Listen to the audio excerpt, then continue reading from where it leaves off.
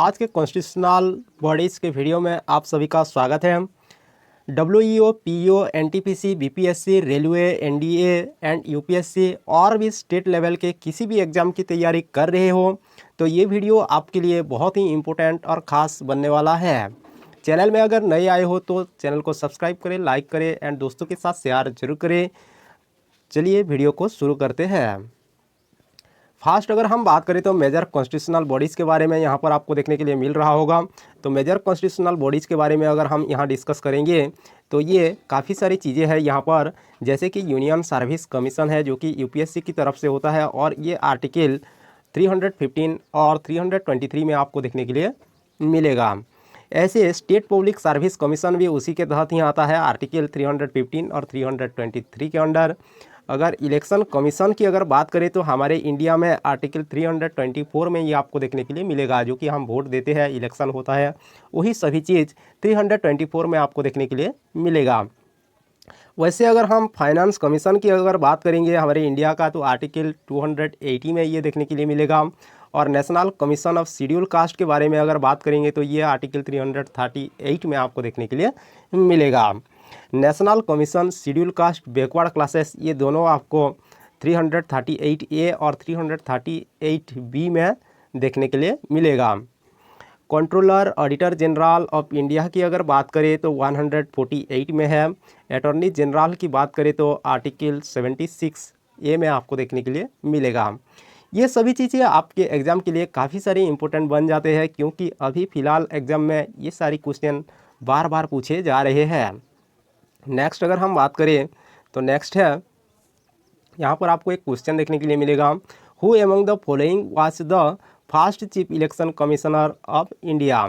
निम्नलिखित में से कौन भारत के पहले मुख्य चुनाव आयुक्त थे। आंसर है यहाँ option number B, Sukumar Sen is the correct answer here. अगर हम थोड़ा इंपॉर्टेंट पॉइंट्स के बारे में अगर बात करें तो यहाँ पर आ रहे हैं राजीव कुमार जी, जो कि प्रेजेंट में 25 नंबर का चीफ इलेक्शन कमिश्नर है हमारे इंडिया का, जो कि 2022 के तहत अगर हम देखेंगे तो। नेक्स्ट हम बात करेंगे इलेक्शन कमीशन ऑफ इंडिया के बारे में। इलेक्शन कमीशन की अगर बात करेंगे तो इलेक्शन कमीशन आपको यहाँ पर देखने के लिए मिलेगा, वो कि एस्टेब्लिश हुआ था 25 जनवरी 1950 को ये इस्टेब्लिश हुआ था, जो कि 26 जनवरी में उसको लागू किया गया था। ओके, देन आर्टिकल 324 और 329 की अगर बात करेंगे तो वो डील करता है पावर को। ओके, देन उसका फंक्शन को वो डील करता है, उसका टेन्योर, उसका कार्यकाल कितना है उसको डिनोट करता है, एलिजिबिलिटी क्राइटेरिया को बताता है, देन कमिश्नर ऑफ मेंबर की ये सभी चीज़ों को बताता है। क्या क्या है, पावर, फंक्शन, टेन्योर, एलिजिबिलिटी, ये सभी चीज़ 324 टू 329 के अंदर आपको देखने के लिए मिलेगा। नेक्स्ट अगर हम बात करेंगे तो पार्ट एक्स भी जो है 15 नंबर पार्ट हमारे इंडियन कॉन्स्टिट्यूशन का, वो हमारे इलेक्शन के बारे में जो इस्टेब्लिश हुआ है, वो कमिश्नर के जितना सारे मैटर है उसको वो डील करता है। कौन सा, पार्ट नंबर 15। देन हम बात करते हैं मोस्ट इंपॉर्टेंट चीज़ यहाँ पर देखो, इलेक्शन कमीशन ऑफ इंडिया जो है वो क्या है, एक ऑटोनोमस कॉन्स्टिट्यूशनल अथॉरिटी है। ओके, और उसका रेस्पॉन्सिबिलिटी है कि वो जितना सारे एडमिनिस्ट्रेटिव पावर है, जैसे कि हमारे यूनियन का हो गया, स्टेट का हो गया, उसका रेस्पॉन्सिबिलिटी कौन लेता है, इलेक्शन कमीशन लेता है। देन अगर हम बात करेंगे तो कमीशन कंसिस्ट, हमारे जो कमीशन है वो कंसिस्ट रहता है chief election commissioner and 2 election commissioner के बीच रहता है। और ये सब जो होते हैं ना, ये सब प्रेसिडेंट से ही इलेक्टेड होते हैं। उनको कौन इलेक्ट करता है, प्रेसिडेंट करता है। ये काफ़ी सारी इंपॉर्टेंट चीज़ें आपको याद रखना है। नेक्स्ट एक देखो क्वेश्चन है, when was national commission for SC/ST form. अनुसूचित जाति के लिए राष्ट्रीय आयोग का गठन कब किया गया था। Option number C, 2004 is the correct answer here, option number C. तो नेशनल कमीशन फॉर SC/ST की अगर बात करेंगे इंपॉर्टेंट पॉइंट्स के बारे में तो ये क्या क्या है देखो, it is a constitutional body, वो एक कॉन्स्टिट्यूशनल बॉडी है। नेशनल कमीशन शेड्यूल कास्ट ये सब सेफगार्ड के लिए वहाँ पर काम करते हैं, शेड्यूल कास्ट जो इंटरेस्ट रहता है। Then inquiry into the complaint related to rights of SC/ST। Then NCSC recommend करता है, उसका जितना सारे स्टेप बेटरमेंट के लिए वो रेकमेंड करते हैं NCSC। देन NCSC रिपोर्ट भी करता है रेगुलरली, क्या क्या हो रहा है क्या नहीं हो रहा है, वो सभी चीज़ वो प्रेसिडेंट को बताता है। देन NCSC कंसिस्ट, NCST में कौन कौन रहते हैं, 4 पर्सन, देखो यहाँ पर 4 पर्सन रहता है, वाइस चेयरपर्सन रहता है, एंड 3 अदर मेंबर भी रहते हैं, और 3 मेंबर भी यहाँ पर रहते हैं, और सभी मिलजुल के यहाँ पर काम करते हैं। नेक्स्ट देखो, फिर यहाँ पर एक क्वेश्चन है, how long is the tenure of the controller and auditor general of India. Bharat के नियंत्रक एवं महालेख परीक्षक का कार्यकाल कितने वर्ष का होता है। Option number A is the correct answer here, 6 years के लिए वो रहता है। Then controller and auditor general की अगर हम बात करेंगे हमारे इंडिया की, तो यहाँ कॉन्स्टिट्यूशनल बॉडीज है, जो कि आर्टिकल 148 में ये दर्शाता है कि provides independence office of CAG, CAG एक इंडिपेंडेंस ऑफिस है बोल के आर्टिकल 148 ये दर्शाता है। अगर हम it is the supreme audit institution है, ये क्या है, सुप्रीम ऑडिट इंस्टीट्यूशन है हमारे इंडिया का। अपॉइंटमेंट कौन करता है, देखो अपॉइंटेड बाय द प्रेसिडेंट, ये प्रेसिडेंट उसको अपॉइंट करता है, और उसके हाथ में सब कुछ होता है। ओके, वो अगर सील मोहर मार दिया तो ये हो गया, ऐसा है। उसका टेन्यूर जो रहता है वो 6 ईयर्स के लिए होता है, वो पहले से हम बता चुके हैं।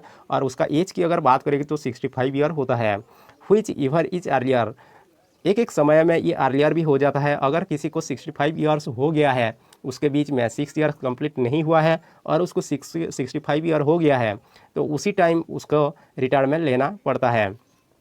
उसके रिमूवल की अगर बात करेंगे तो उसको कैसे हटाया जाता है, CAG can be remove by the president on the same ground and in the same manner as जज ऑफ सुप्रीम कोर्ट। ये प्रेसिडेंट और जज, सुप्रीम कोर्ट के जज अगर चाहेंगे तो उसको हटा भी सकते हैं, लेकिन उतना आसान भी नहीं है कि उसको हटाया जा सके।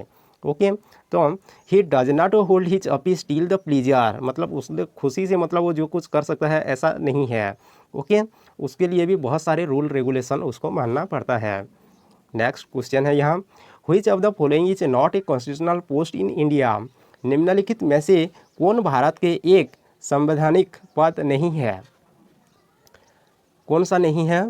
तो यहाँ पर देखो, ये हमारे option number D, governor of RBI जो है वो एक संवैधानिक पद नहीं है हमारे कॉन्स्टिट्यूशन की। ओके, तो इम्पोर्टेंट पॉइंट्स के बारे में अगर हम यहाँ पर बात करेंगे तो रिजर्व बैंक की बात हो रहा है। तो reserve bank of India establish हुआ था अप्रैल 1, 1935 को, और according with the provision of reserve bank of India act 1934, ये एक्ट 1934 के तहत ही reserve bank of India establish हुआ था। और RBI statutory body because it was the establish by an act, तो ये स्टेचुटरी बॉडी इसलिए कहा जाता है क्योंकि ये इस्टेब्लिश एक एक्ट के तहत ही हुआ है।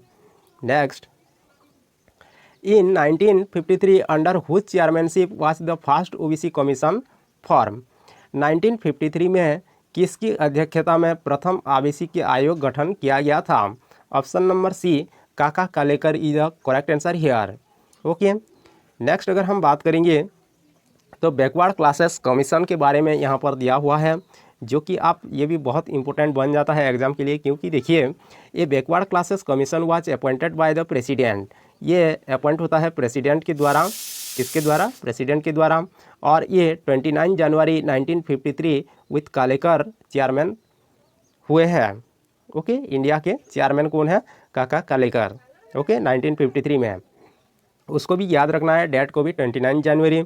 The commission was directed to determine the criteria to be adopted considering whether section of people should be treated as socially and educationally backward.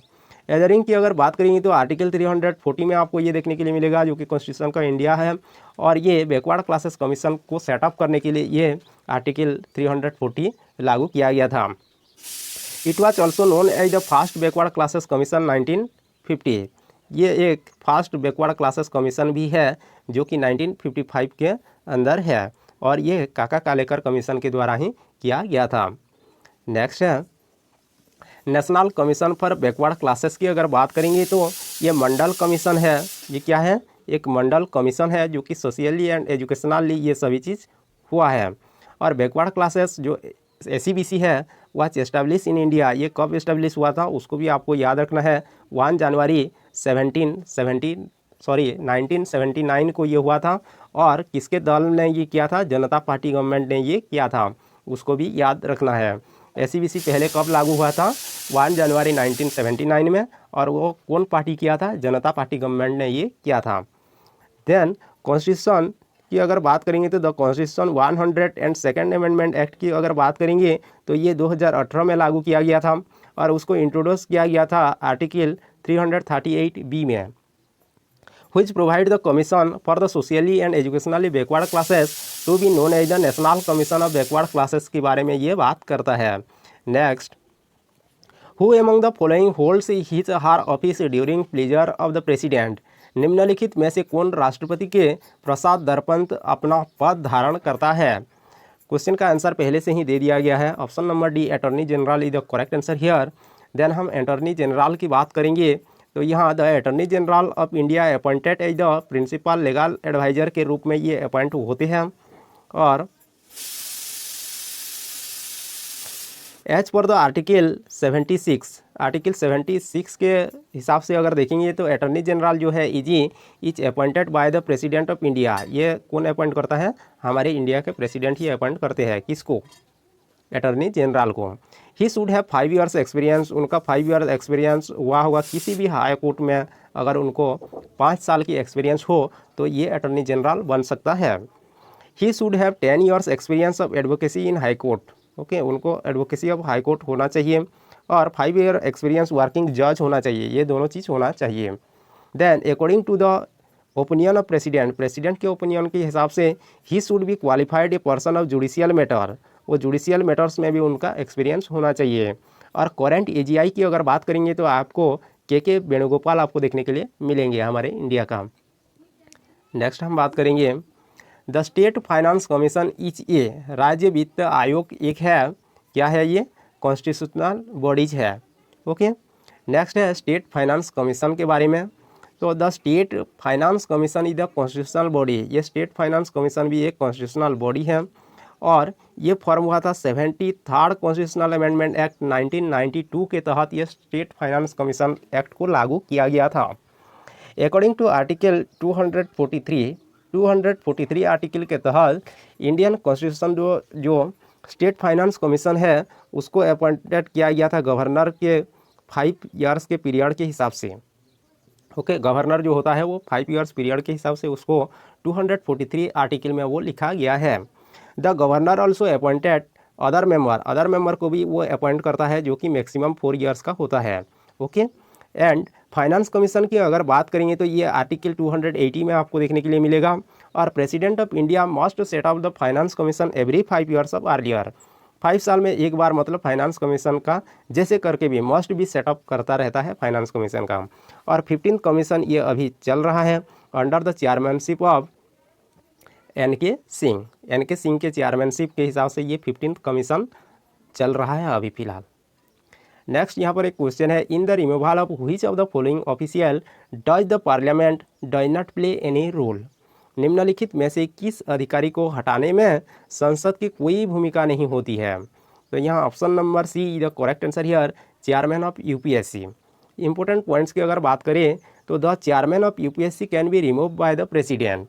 Only ये चेयरमैन ऑफ UPSC जो है सिर्फ और सिर्फ प्रेसिडेंट ही उसको रिमूव कर सकता है, प्रेसिडेंट ही उसको सिर्फ हटा सकता है। The parliament has no rule the removal of the UPSC chairman. UPSC chairman को हटाने के लिए पार्लियामेंट में कोई भी रूल नहीं है। उसमें लिखा गया है आर्टिकल 317 में वो लिखा गया है कि उसको हटा नहीं सकते हैं। देन ये लास्ट क्वेश्चन था मेरे दोस्त। अगर आप चैनल में नए हो तो चैनल को सब्सक्राइब करें, लाइक करें एंड अपने दोस्तों के साथ शेयर जरूर करें।